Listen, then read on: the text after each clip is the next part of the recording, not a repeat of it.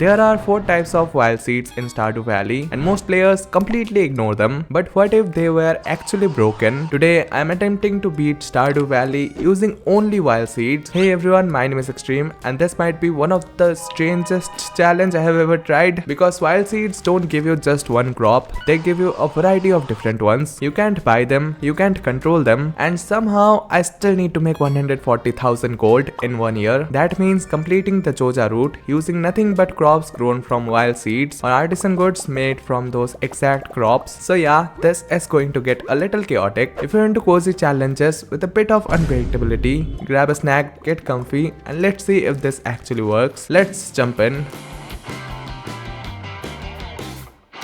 I started by creating my character, named the farm Wild Seeds Farm, picked this cat and chose the forest farm, obviously since it's the best for foraging, and foraging is the only way to craft wild seeds. The run started with collecting the parsnip seeds, clearing out the farm, and planting those seeds along with 2 mixed seeds. Now before you ask, I'm allowed to plant anything, but I'm only allowed to sell the harvests generated from wild seeds. Basically, I'm planting these seeds not to sell the harvests, but to gain farming levels. You might be wondering why. So here's game plan 1. Unlock the recipe for the preserves jar. This requires farming level 4, and as you know, selling artisan goods is way better than selling normal crops. After planting, I started collecting forageable items, which got me my first foraging level, unlocking the spring seed recipe. Speaking of that, wild seeds have 4 variants: spring seeds, summer seeds, fall seeds, and winter seeds, each with their own ingredients. Those same ingredients are also the outcomes. All of them take 7 days to grow, and now I can make spring seeds using wild horseradish, dandelion, daffodil, and leek.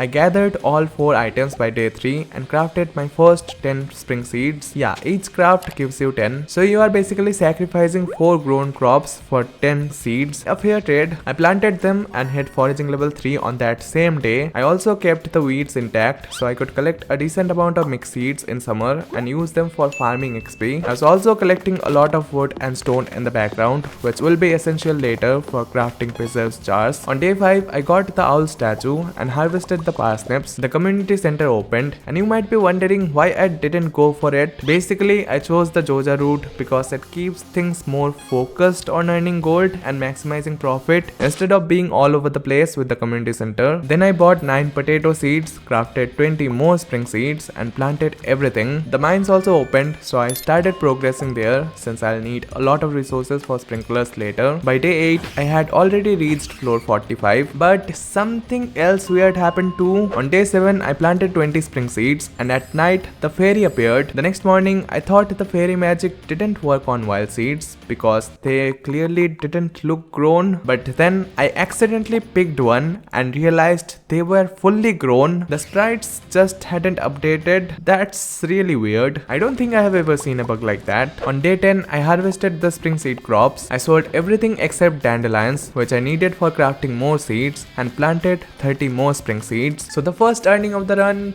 219 gold. Yeah, this is going to be a hard one. The next day, the potatoes were ready, which got me farming level 2, unlocking sprinklers. Day 12 was another harvest day. I also made 2 different chests. I know it's a bit confusing, but this chest is for harvested items from wild seeds, and this one is for forageables collected from around the valley. I can use forageables to craft seeds, but I'm only allowed to sell the harvested ones. I think these foraged ones also have some harvested horseradishes, but forget about those. I'll count them as forageables. From now on though, I'll keep track carefully and you will just have to trust me on that. So I crafted 30 more spring seeds, made sprinklers, and started shifting the farm into a sprinkler layout. Over the next 3 days, I sold crops, made a little over 1000 gold, and used that to buy as many cauliflower seeds as possible for farming XP. I also expanded the sprinkler setup and learned that scarecrows aren't needed for wild seeds. On day 17, I adopted the cat, and after not being able to think of a name for 3 minutes straight, I named it 26. Yeah,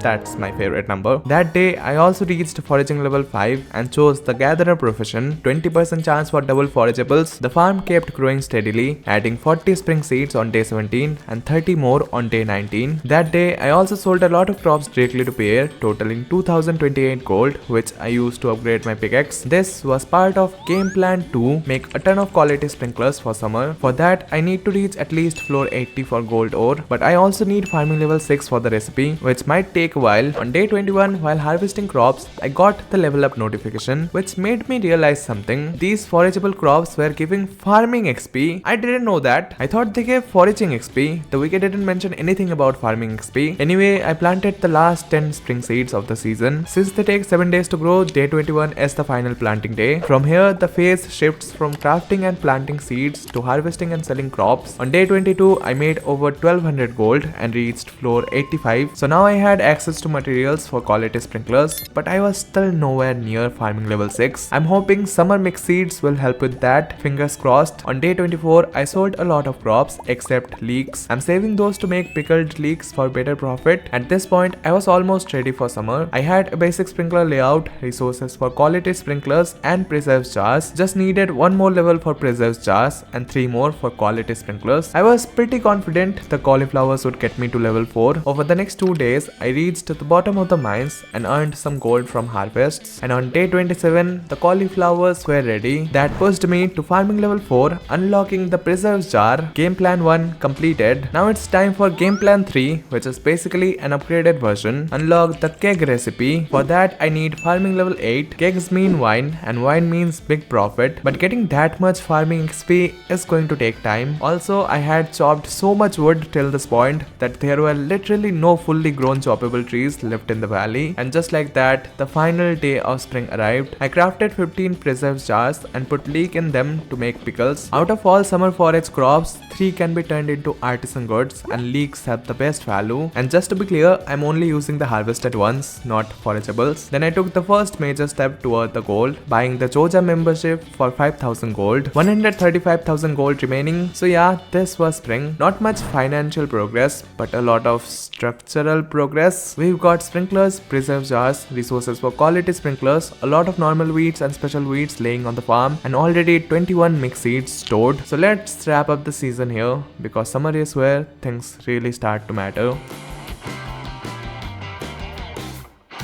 Welcome to summer, a season where I have an overwhelming amount of things to do. I started simple by cutting every weed on the farm. After that, I had 83 mixed seeds and 8 mixed flower seeds, and I started planting them. You know, summer is actually the easiest season when it comes to making wild seeds, because summer seed only require 3 items instead of 4: sweet pea, spiceberry and grape. I was able to plant my first 10 summer seeds on day 2. The next day, the pickled leeks were ready. I planted 10 more seeds and made a profit of 2550 gold. On day 4, I crafted 6 tappers and started collecting oak resins for future kegs. It's important to start early since resins takes a long time. I kept planting summer seeds, 20 on day 4, 10 on day 5 and 10 on day 6. At the same time, I was also harvesting normal crops like wheat, hot peppers, radishes and more. Then on day 8, I crafted 5 more preserve jars and hit farming level 5, which is great because the tiller profession increases selling price by 10%. On day 9, I harvested the first batch of summer seed crops. Also, quick study time. While summer seeds are the easiest to craft, they are not the most profitable in terms of value per seed. If you look at the base selling prices, spring seeds average around 45 gold per seed, summer seeds around 70 gold, fall seeds around 57.5 gold, and winter seeds are the highest at 95 gold per seed. Yeah, crystal fruit carries winter hard, but if you factor in ease of farming, summer still wins because you can produce way more seeds, but that's a whole different discussion. Anyway, back to the gameplay. Here's footage of me crafting 70 summer seeds, so you can see how I'm using forageables and harvested crops. While planting them, all my sprinkler tiles were filled, so I started expanding into this new area, leaving space for future quality sprinklers. On day 10, I got the second owl statue, harvested crops, and planted 30 more summer seeds. Keep in mind, I was also collecting forageables around the valley in the background. For that, I was using the screenshot method to save time. Yeah, it's a bit questionable, but it's an in-game feature, not like I'm using glitches. On day 11, I crafted 6 more tappers, bringing the total to 12. I also planted 70 more summer seeds, and by the way, I was watering all of these manually. So yeah,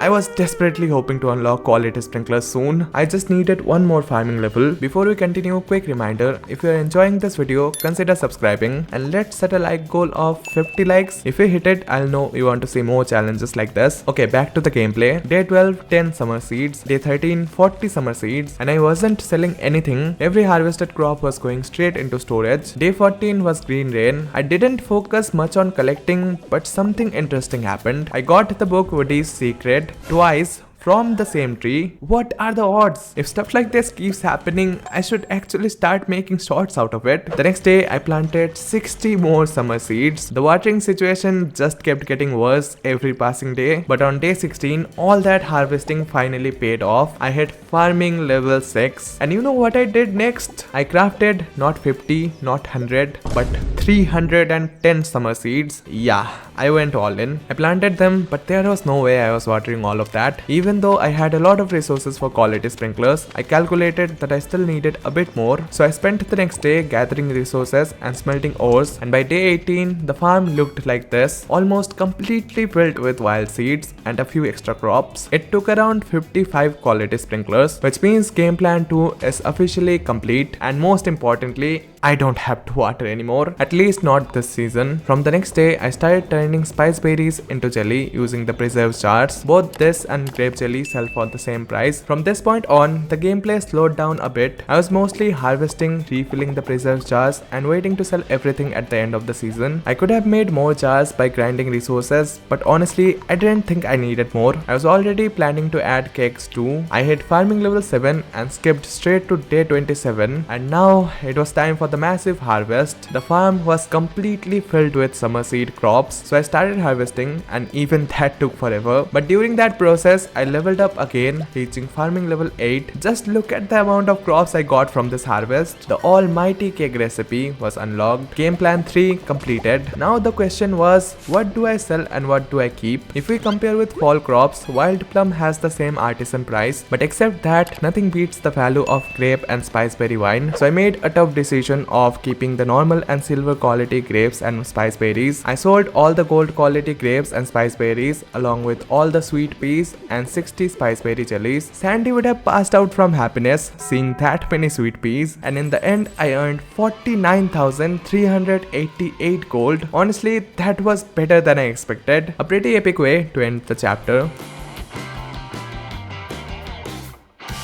Fall has arrived. My current plan is to start making wild seeds again and slowly build up the farm just like in summer, while also collecting a lot of resources to build a proper cake empire. Demetrius visited the farm and I chose the fruit cave. Right now I have over 54k gold, which means I can afford 1 or 2 Joja repairs. So I cleared out my farm, went to Joja Mart and repaired the greenhouse. I specifically chose the greenhouse because once it's unlocked, I can plant summer seeds there, keeping a steady supply of spice berries and grapes for continuous artisan production, and that's exactly what I did. On day 2, I planted 90 summer seeds inside the greenhouse. Mom also sent me 500 gold through the mail, which I am not allowed to use, so I bought 10 bok choy seeds and threw them into the water. Then I repaired the mine carts for 15,000 gold. Now there are only 3 repairs left, which will cost a total of 80,000 gold. I also earned 4200 gold that day from selling spiceberry jellies. From day 3, I started planting fall seeds. Fall seeds require 4 ingredients: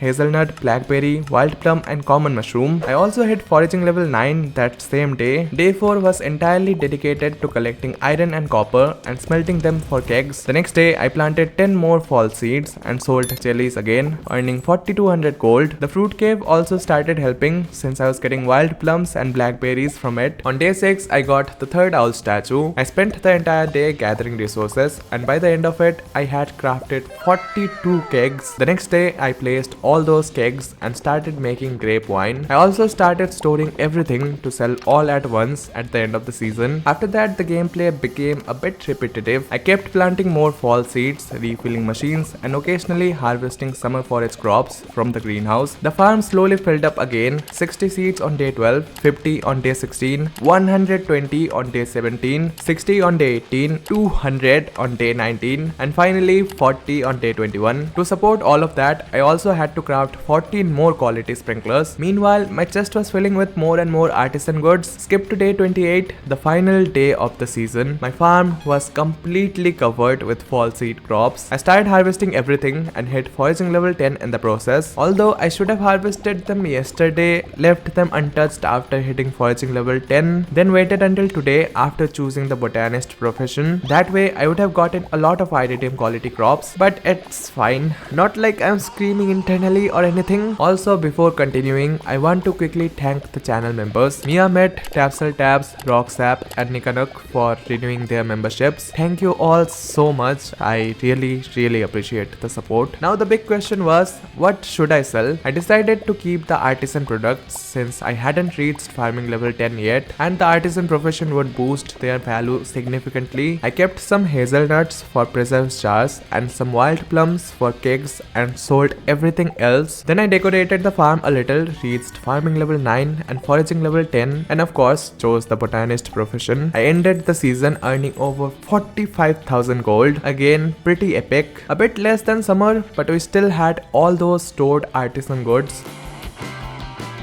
But wait a minute, on winter day 1, I realized something. I already had over 49,000 gold and the artisan good I had stored were more than enough to cover the remaining upgrades. So I sold everything to Pierre and just like that, I had all the money I needed, which means the challenge was officially completed. Well, that was anticlimactic. Sorry if that feels a bit underwhelming, but honestly that also what makes these challenges raw and authentic. I simply didn't keep track of how much value I had stored, otherwise I could have finished it in fall itself. But overall this was a really fun and slightly grindy challenge. I'm happy with how it turned out. I hope you guys enjoyed the video and if you did, drop a like and please consider subscribing. I'm aiming for 1000 subscribers within the next 3 months. That's it for today and I'll see you in the next one.